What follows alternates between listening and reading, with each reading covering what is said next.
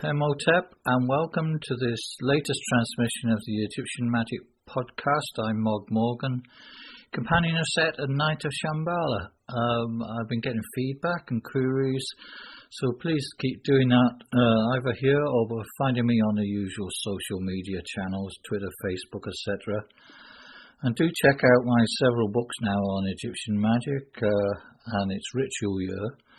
And connections, which, as I say, are heavily illustrated and often have images and the sources that crop up in these chats.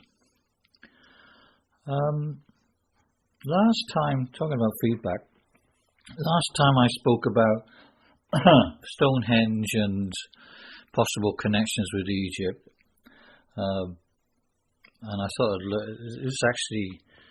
I'd always thought this, as I say in the piece, this is the last time, so I thought I'd kind of double check that. There was an article in the New Scientist, in fact, just a few months ago,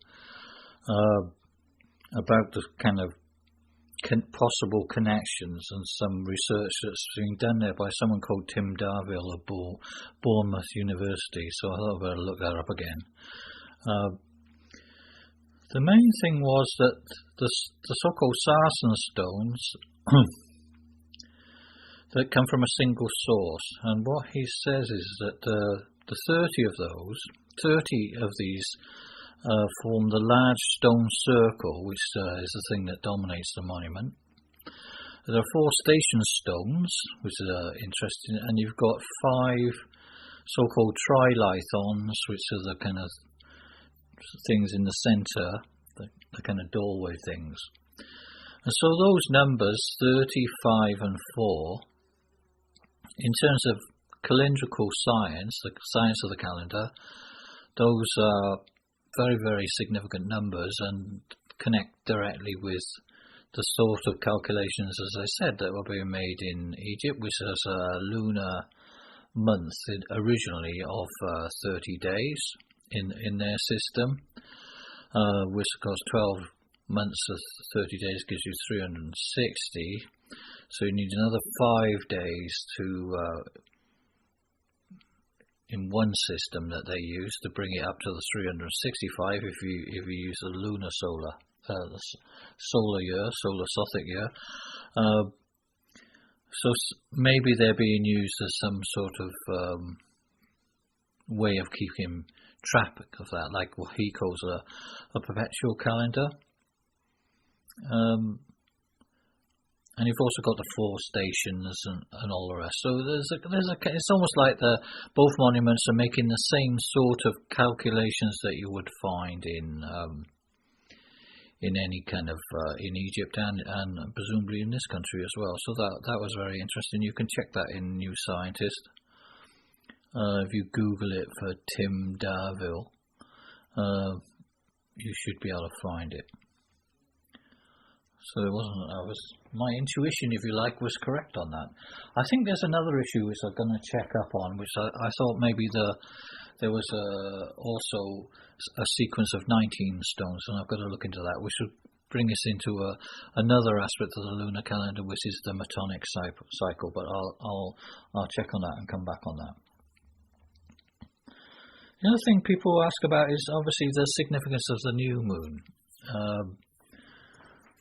which is what all these calendars are often kind of calculating is the moment of the new moon, so and the calibration of that in the old lunar cycle. Obviously, there's lots and lots of important things happening in the new moon in terms of Egyptian magic and the Egyptian magical religion, the old stuff. And in fact, I think I'm going to talk about that more in the next podcast, which will be devoted to the Egyptian lunar deity Thoth or Jehuti. So most of that will be there. But whatever way you look at it, the new moon was very, very significant. A secret time, really, when gods within the Egyptian tradition kind of regenerated. Or the scepter, if you like, was passed from one god to another. So from a dying Osiris to his offspring, the kind of youthful Horus, that sort of passing of the the flame, if you like, or of the scepter or the eye, usually takes place in the secret time of the new moon, and that's a common practice for other Egyptian deities as well. That things happen in the new moon in secret usually, but you know about them. Anyway, but this time, what I thought I'd focus on was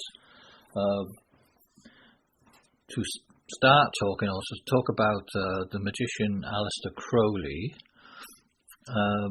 and his connection with Egyptian magic, which is significant, and a different, just like I often talk in the books about two ways, the two ways, to use a kind of an Egyptian way of looking at things. There's always two ways, if you like, two journeys, and with any philosophy, I kind of learned from that the idea that there are always two ways, if you like. It's not just one way. There's two ways of interpreting any kind of particular piece of mythology, at least two, a plurality, but two will get you there. And certainly with Crowley, significantly, you also get this idea of two ways.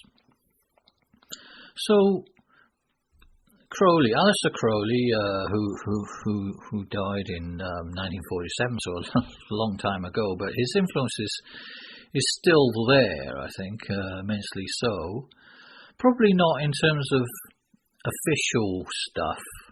Obviously, he tried to start a new religion, which, broadly speaking, you could call, rather than call it Crowleyanity, some people call it that, is the Thelema, the idea of Thelema, and it's quite a complicated stuff, and it would probably take a few goes to sort of go into that and see specifically the Egyptian magical connections with it, really, more than anything. So he's known for doing that, for starting his new religion, and there's a connection, there's an idea of reviving, or there's always a dream within the Western esoteric tradition, if you like, of bringing to life Egyptian magic. There's almost like there's a prophecy within the old Egyptian Hermetic tradition itself that Egyptian things would rise again at some point. Where that was going to be, nobody knows, but lots of people like to kind of feel that they manifest that in some way. Crowley was very, very committed and interested in the magical tradition, which was an unusual thing, I suppose, especially in the Victorian, maybe it still is, but certainly in the Victorian era, when most people think magic had kind of died out, really. They died out centuries earlier, apart from as an historical thing, or maybe as a folk thing. But as far as a kind of serious intellectual, theological pursuit, magic had gone pretty much from intelligent discourse. But then all that changed. That's what it changed with the Theosophical Society, which was founded a long time ago, in 1875, by famous Blavatsky, and her kind of dream, you can see the dream there for everybody, that they're kind of trying to both revive the Egyptian tradition, but also combine it with other interesting philosophies that people were beginning to rediscover that came from the East, so things that are not from the normal Romano-Greek tradition, but come from other traditions, the Oriental tradition, which is the Egyptian, but also the Hindu.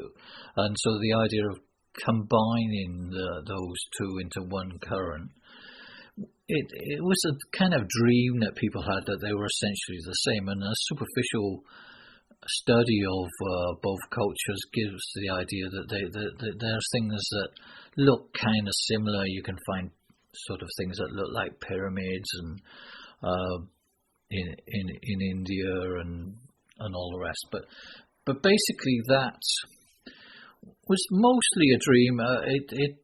They didn't completely ever find the state of scholarship at the time in the kind of last century, 100 years ago, wasn't sufficient for people to go quite a long way to really be able to get further than saying it was an idea. But it seemed a bit preposterous in a way in the end. When the more you got to know about these two cultures, at first it seemed that they couldn't really be connected. But still, the dream was there to combine Hindu ideas with Egyptian ideas and revive the whole lot as well. This idea of Egypt as some sort of had this massive reputation in the ancient world as being the home of magic and the temple of the world, in the sense that the whole country is almost like a temple for the whole of the world. It encapsulates certain secrets, if you like, that people dreamt about. So whatever way you look at it, and with the rediscovery of, or with the Napoleonic, the Napoleonic expedition into Egypt, and which Napoleon took all these scientists and all the rest, and they kind of studied Egypt, which really revealed a lot of stuff that hadn't been known before, and also the deciphering of the Egyptian language. Obviously, this gave rise to a kind of a renaissance, really, a rebirth of interest in Egypt, and a rebirth really of the magical tradition, which up until then had relied on lots of Greek and Roman sources, because the Egyptian language had become unknown. It had become suppressed in lots of ways. The hieroglyphs have been suppressed. The people in Egypt stopped using it for one reason or another. In order to distance themselves from its ancient pagan past, they stopped using lots of aspects of their own language and used other ways of expressing it. So in the Victorian era especially, we're in the middle of a kind of revival in the of things to do with Egypt, together with this idea that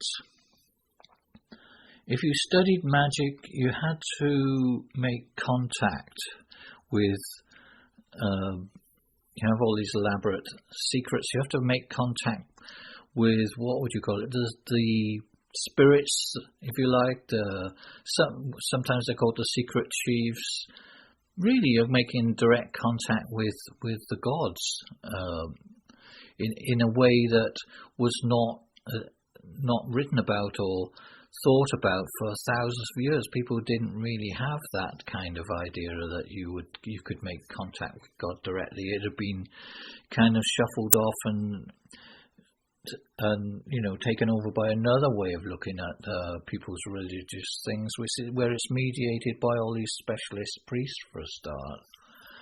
But certainly this was a relatively new or revived idea. And so with that idea came the thing that any magician, anybody who claimed to be a real magician or an adept, not someone who was just training, but who'd really made it, was the real thing, would have made contact with these secret chiefs, but also essentially would have travelled to Egypt, would have gone to Egypt, and this was a rite of passage in a way. You had to go to Egypt, and in a sense, something special had to happen to you, and that was like your kind of badge of office, if you like. And so Crowley would have known all that, or would have felt that, if you like. So it's quite important for him to go to Egypt and to make his own breakthrough and make his own kind of stuff. Now, whether Crowley went to Egypt several times, or at least twice, I think, maybe more, because it was kind of on the way. It was the main kind of way, obviously, the Suez Canal to get to the Far East, which was often his main destination. So he knew something of Cairo and the pyramids and the sites there. He may even have had visited the kind of the first version of the museum that was there, and some of the amazing artifacts that existed. This is before the discovery of the tomb of Tutankhamun, incidentally. It's possible that he may, in a sense, he was unconsciously doing a little bit of kind of preparation. Visiting places and looking for interesting things and writing little snippets of stuff and whatever. Nobody knows, but some people say it's almost like he was preparing for his visit there famously in 1904, which would have been Passover as well in Egypt, which is sort of in the Coptic Church in Egypt, which is significant. Last time I talked a little bit about how Yeats had kind of reached a sort of dark point in his life, a dark night in the soul. He'd been interested in this same tradition, this Egyptian revival and these secret rites supposedly, but it hadn't really delivered this thing. He hadn't made these contacts with any discarnate entities or anything special that had happened in his life. It was all a bit intellectual, really. And I talked about how that crisis had affected him, and in a way the same sort of thing happened to Crowley, that he'd sort of been obsessed with this type of magic and all the rest, but and had been engaged in some a rite that's known as Abramelin. But Abramelin is some sort of Egyptian adept. I don't know if this person ever really exists, but that's another story in itself, which is probably put to one side. But you say there's this tradition of another group of secret teachers in Egypt who lived there since pharaonic times, who were teaching this ancient system of magic, and people in Europe in the Middle Ages will kind of find that. I mean, some of this is storytelling and some of it has possible basis in things, but maybe we'll talk about that another time, about what the Egyptian roots of that kind of story might be. But whatever, he'd been practicing this ritual, which was an old ritual, from hundreds of years ago, not as old as some of the other stuff, but nevertheless sent you on a kind of some sort of journey, some sort of psychic adventure, if you like. And he'd been started that. He'd been doing this in his house in Scotland, on the banks of the Loch Ness, and he was a few months into this kind of quite elaborate ritual that involves isolation and all the rest, and then some sort of magical war had broken out between members of the Hermetic Order of the Golden Dawn, which was a very Egyptianized magical group, and he'd sort of, maybe you'd say he was looking for an excuse to give up, could be. But whatever, he stopped. It was, again, you're not supposed to. Once you start this thing, you're supposed to kind of forget about all these other noises often and just get on with it. But he didn't. He went and got stuck into this magical battle with everything, which led to this order, the Hermetic Order of Golden Dawn, sort of self-destruct, really. It just... You could think of the reason, maybe it wasn't successful. So he broke off, and he kind of gave up on all that magic at that point. Maybe he became disillusioned with with all sorts of things might have happened that would disillusion him. And instead of going back to the ritual, maybe he ended up eloping with one of his best friend's sister. Which didn't please anybody, really, and they eloped and they got married without any real family approval. But all right, he was able to get away with it. He had a lot of money, and and whatever, and so they go back to Egypt then on their honeymoon. And again, it's not especially... I suppose if you go to Egypt with someone who kind of claims some sort of insight into it, then you kind of expect them. I mean, I'm sure Crowley was the sort of person who couldn't resist telling people, mansplaining, if you like, every aspect of Egyptian culture, and he'd be trying to give his new wife the whole trip, really. So I don't, they'd be paying money to the family at the time and visiting the pyramids at night, supposedly, and going into the secret chamber and all sorts of things, while they were in Cairo, just for a short period of time, maybe a week or something, enjoying the sights and having their honeymoon and doing what tourists do, really, one way or another. Anyway, at some stage he must have apparently, according to his biography, she suggested to him that he do some rituals and stuff like that, that she thought it would be kind of appropriate. So they ended up doing some sort of rituals in one of the chambers of the pyramids, which, God, it must have been, having been there, it's quite a difficult space to work in, but still, maybe you could do it for a short time. They did the ritual, perhaps assisted by whatever, and they returned to the hotel, and they're doing alcohol and usual things that people do, and it's kind of parallel to the story I told you about Yeats. She kind of says something like, they're waiting for you. So she starts channeling, if you like. It's her that makes this contact, saying, well, you've done all this ritual and everything with the Egyptian gods. They are kind of, they're waiting now. You've opened the door. They want you to come through it and communicate now. So it just happens. It's the sort of thing he did want.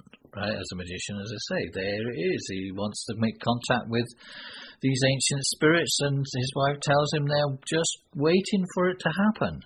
And so they don't go back to the pyramids. They stay in a hotel room, and for an hour every day.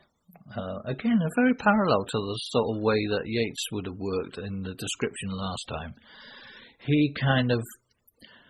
He doesn't exactly he writes something.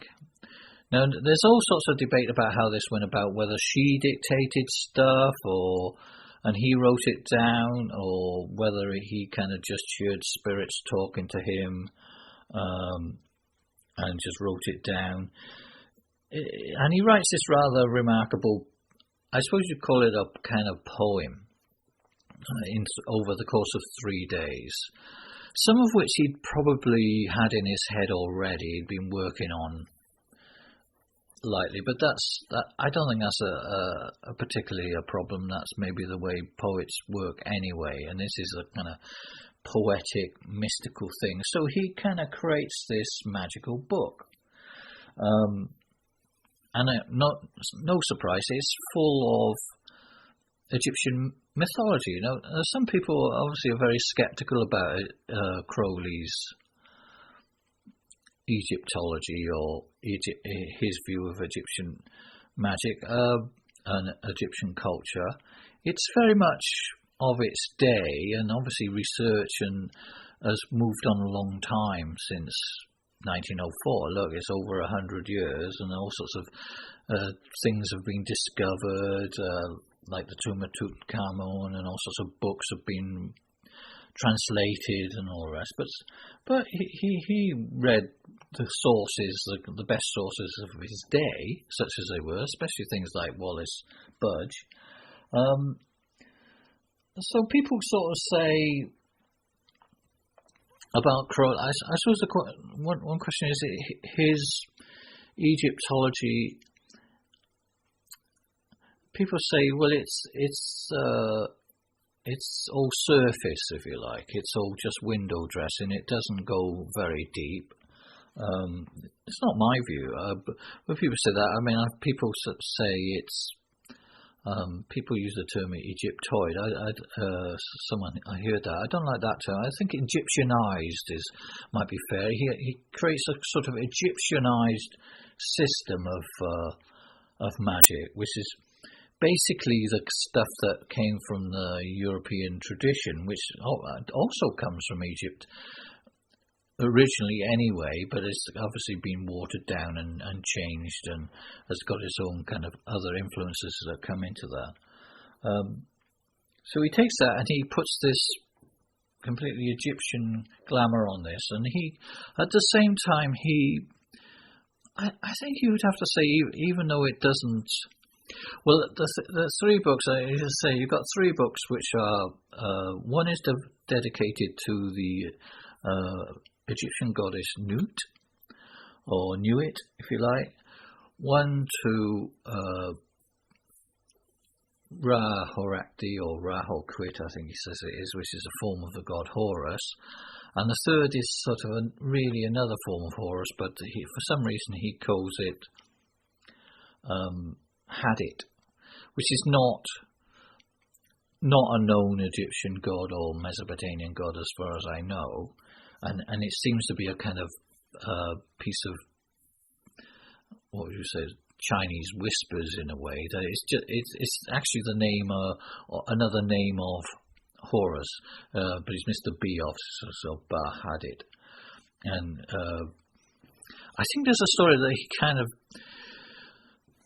in the course of this, he's led to a particular artifact rather famously. That really is an Egyptian artifact, a stele of priest Ankh-Khafna-Khonsu,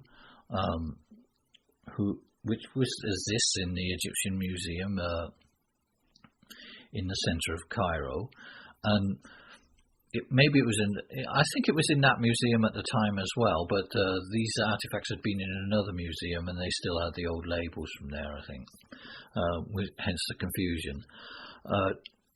So he says, well, before he does all this, right, and at one point he says, well, who is it that you think is waiting for me? And she says, oh, I don't know.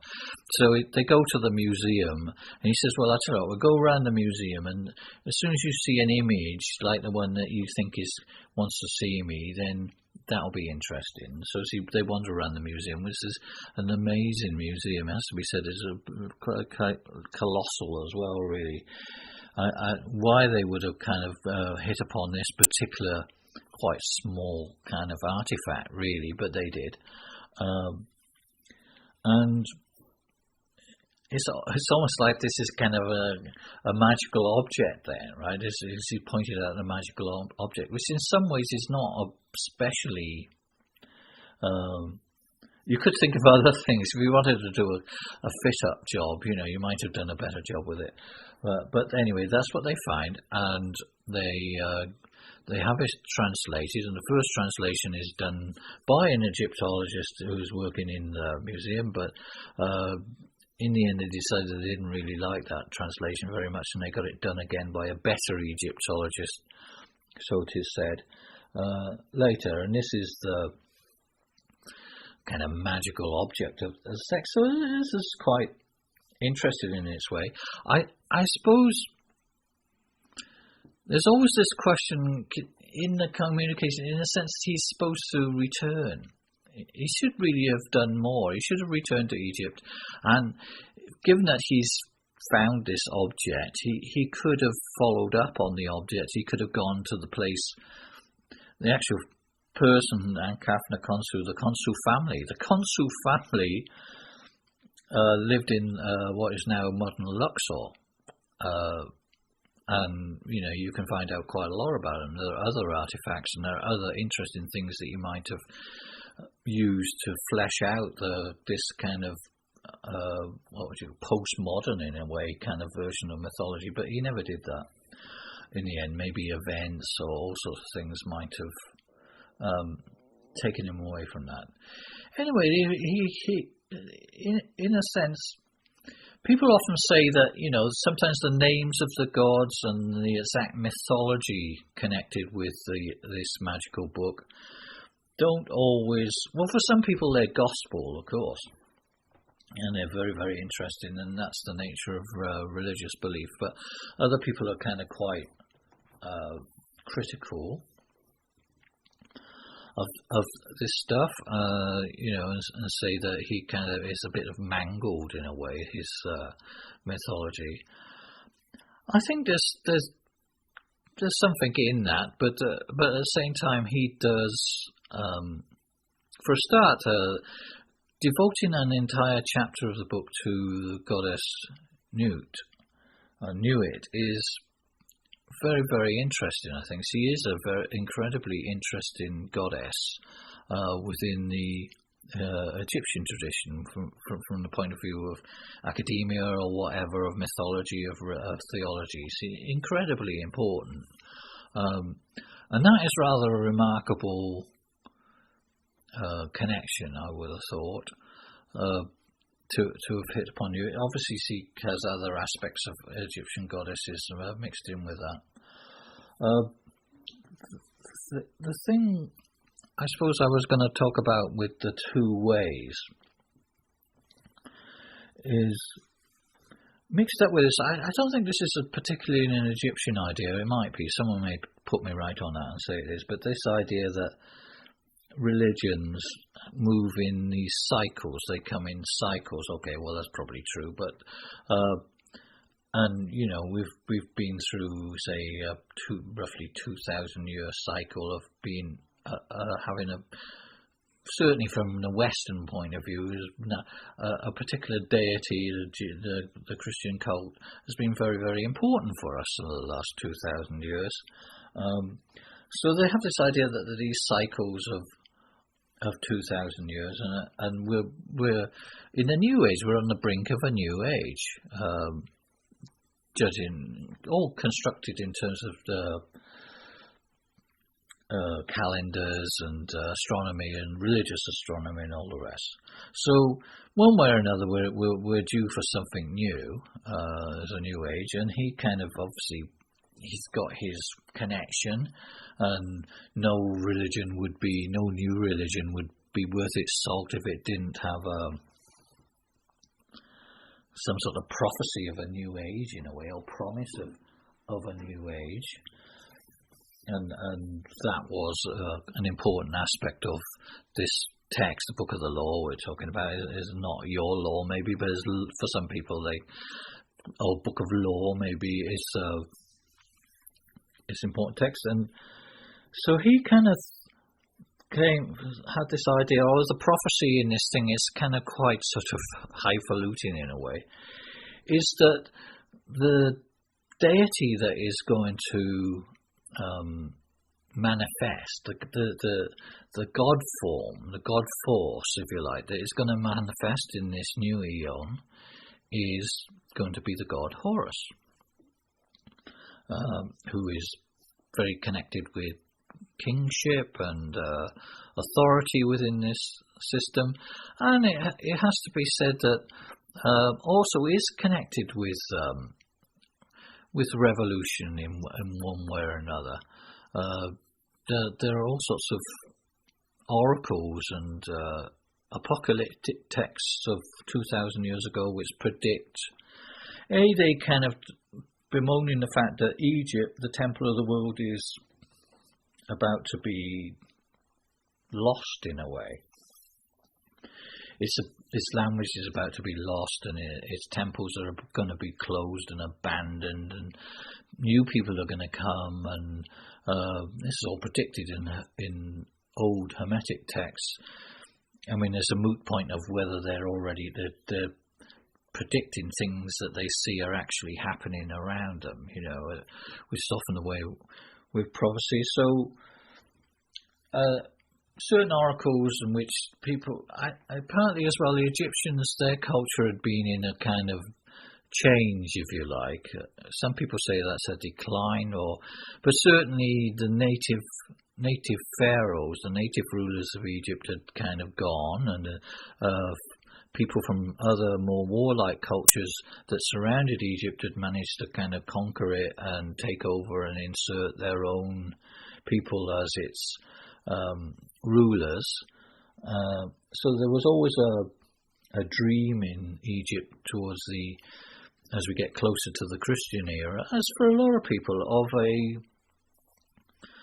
a revolution, of a kind of a rise again, that people are going to, the followers of Horus, if you like, or under the kind of aegis of Horus are going to return, and the rightful rulers of Egypt are going to return, and the good old days are going to come back, and all the kind of, essentially the other people, the foreigners, the Greeks and the Persians and all the rest, are going to be put in their place, and what was, well, of course it never happened, but people dreamt, and people often rose up on the strength of some of these prophecies and led revolutions and rebellions, if you like, and in order to try and restore the old Egypt, but they mostly failed, and the repercussions of that were often, especially under the Roman era, were often pretty terrible. But so Horus does, in fact, he's again a rite in a way. It does have this connection with this rebellion and this revolutionary change. He saw that in the world around him. Crowley, this is going back to Crowley, as the I suppose you say in the Victorian era, people were apparently very optimistic about progress and society and science and all this other stuff, and it was kind of the New Age, and then suddenly it all kind of collapsed, didn't it, into this warfare, terrible warfare, barbarism. So all the hope of these Victorian reformers, whether it was realistic or not, kind of it came to nothing. And in a sense, Crowley was kind of prophetic of that, or his kind of sources were that they predicted a kind of not progress as such, but a kind of reign of violence and of destruction. This was quite out of step, really, with what people were expecting, and as we know, it kind of the new industrial age and the new industrial miracles did lead to, were just mostly used in warfare, and made the warfare even more violent and all the rest. So there was a sort of prophetic quality to it. I suppose there was also an idea that sooner or later, well, it's a question of how long was that process going to go on? Were we going to go on for 2,000 years or a long period of time? Certainly a good period of time of an age of revolution. The new age was going to be an age of revolution, and magic was going to be an important part of that, and this was overseen by primarily by the Egyptian god Horus. Which in lots of ways is kind of quite appropriate, but I suppose the other aspect where we just to finish to talk about the notion of the two ways. If you look at the book, and from mine personally, I think what you see is the goddess Nuit, the star goddess, which is of the sky goddess, which is in itself quite an unusual revolutionary idea. And then you have these two other entities which are somehow related to a falcon god, known in some circles as Horus, but they're a kind of, essentially you've got twins. You've got Horus and you've got a twin.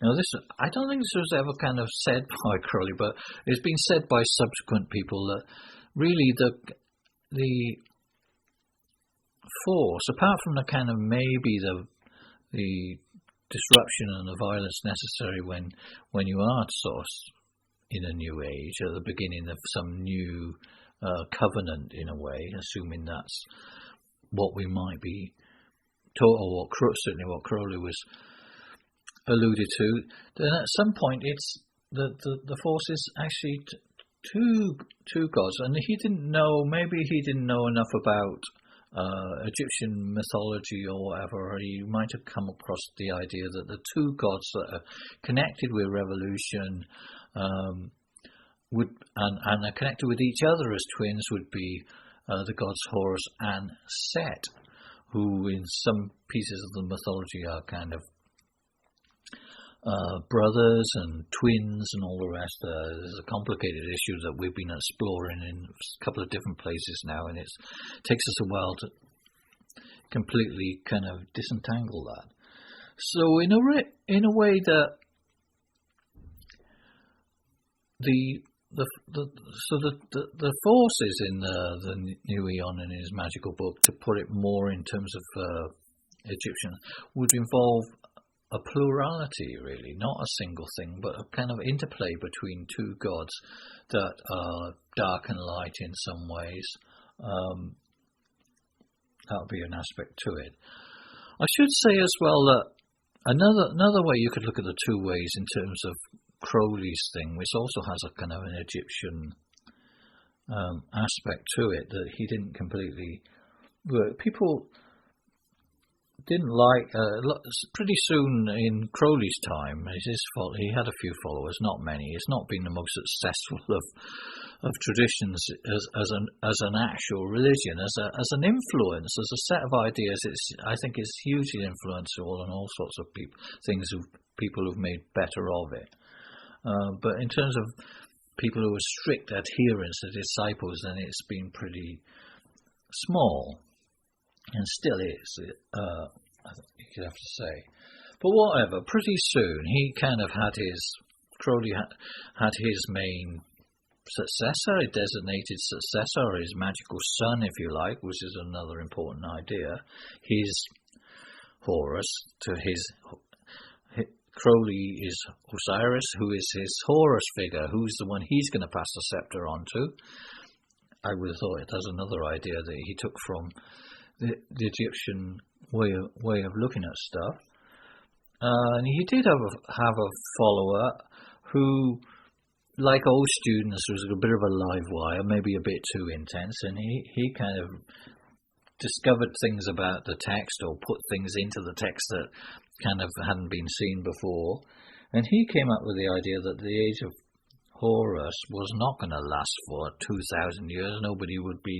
The world would never survive, right? If the Horus, in terms of the way they look at it as this perpetual revolution, perpetual conflict,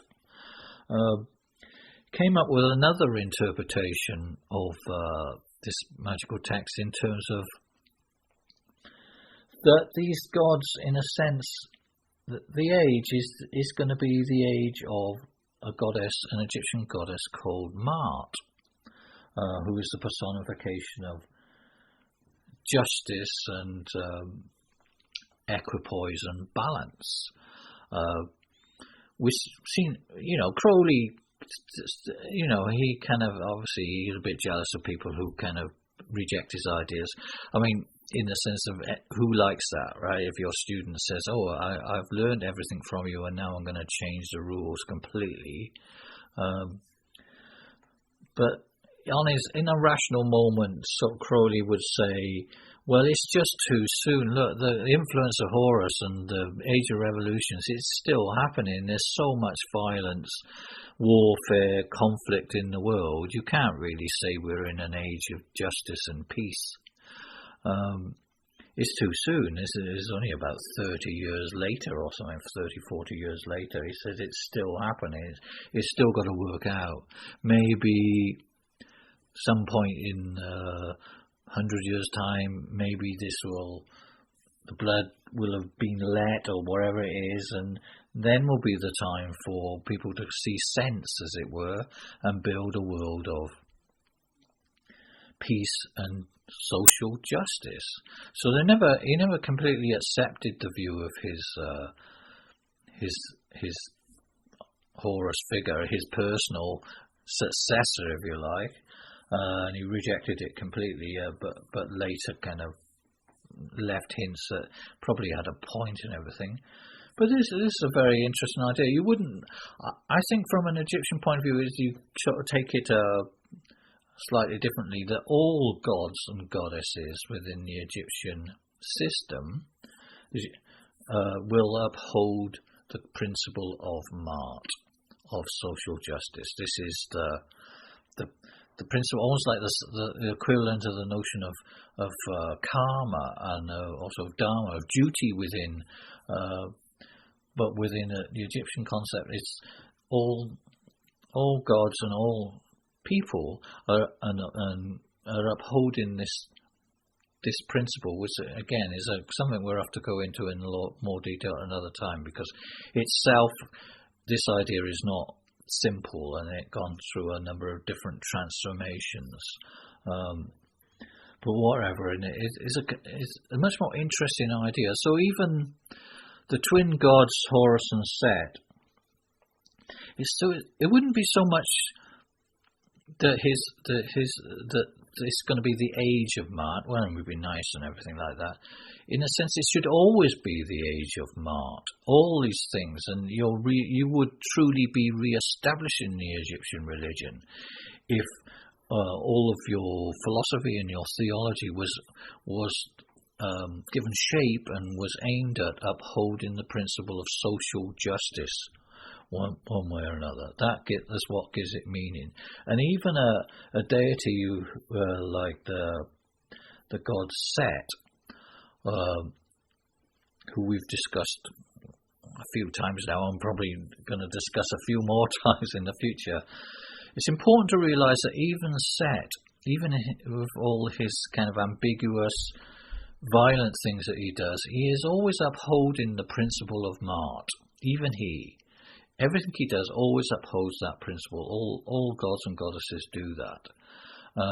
And in a sense, it would be true as well that if truly it was the age of Horus, and Horus would also very much be upholding the principle of Maat.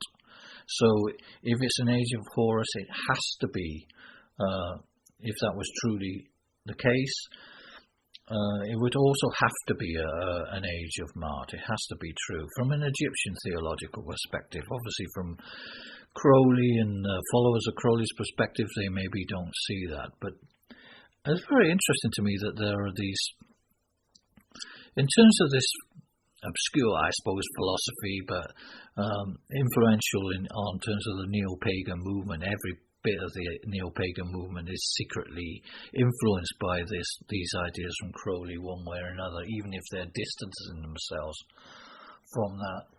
That whatever way you look at it, these philosophies, the New Age, the age of Horus, is also has to be, by definition, an age of Maat eventually. It has to want to kind of raise that. So there were two ways. As I say, in terms of the magical book, it lends itself to these two interpretations. There was the interpretation that is kind of a bit of a parody of Horus, in a way, it has to be said, which is more closely aligned with ideas of someone like Nietzsche and the kind of law of the jungle, in a way, this kind of violence in order to kind of cleanse things and whatever. There's that interpretation, and there's this other interpretation which says whatever these twins, these gods are doing in this magical book, it only makes sense if they're also upholding the principle of social justice in Maat. So there are the two interpretations.